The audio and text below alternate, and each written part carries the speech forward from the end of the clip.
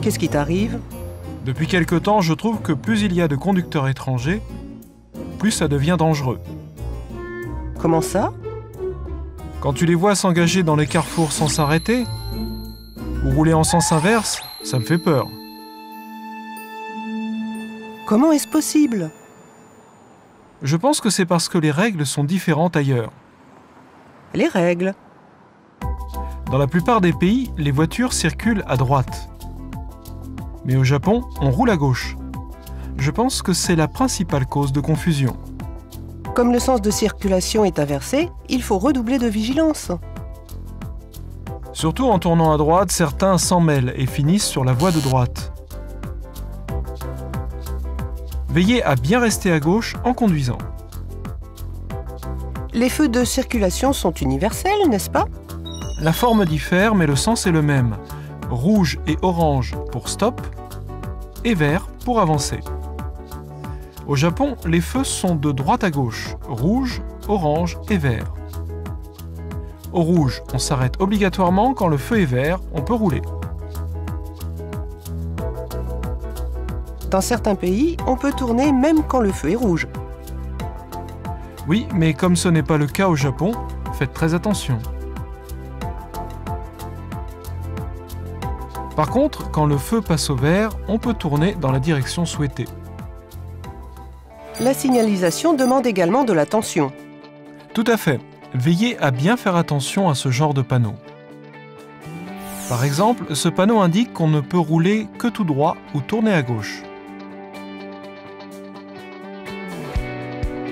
Tourner à droite constitue une infraction au code de la route. Cette flèche signifie qu'on ne peut rouler que tout droit. Il est important de conduire en regardant bien les flèches. Tout à fait. Mais le panneau sur lequel j'attire le plus l'attention des étrangers est le panneau « Stop ». Dans la plupart des pays, il est de forme octogonale. Au Japon, il est comme ça. Comme il est en japonais, il n'est pas évident à comprendre, mais parfois le mot « stop » suit le mot japonais. Souvenez-vous qu'un triangle rouge à l'envers signifie « stop ». Ignorer un stop augmente considérablement le risque d'accident. Oui, c'est très dangereux. Veillez à bien respecter les stops. Quelles sont les autres situations à risque?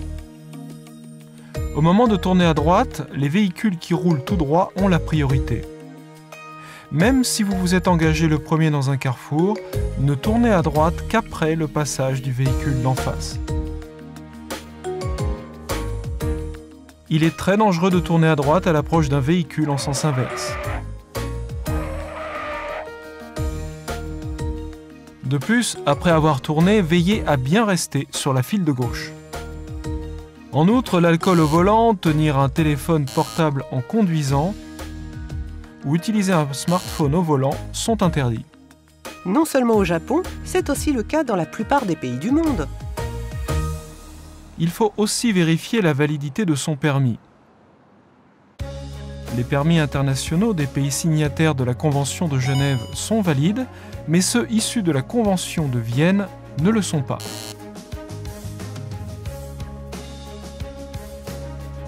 Des permis de conduire issus de certains pays ou régions sont également valides au Japon s'ils sont accompagnés d'une traduction en japonais. Je vois. Veillez à bien vérifier si le permis de conduire international de votre pays ou région est valide au Japon. Oui. Pour les novices en matière de conduite au Japon, soyez encore plus prudents que de coutume. En cas d'accident, veuillez prévenir la police en composant le 110. En cas de blessure, veuillez appeler une ambulance en composant le 119. Moi qui n'ai pas envie d'être victime d'un accident, je vous prie de rouler prudemment, tout en respectant les règles. Si c'est d'accord, Enjoy Japan!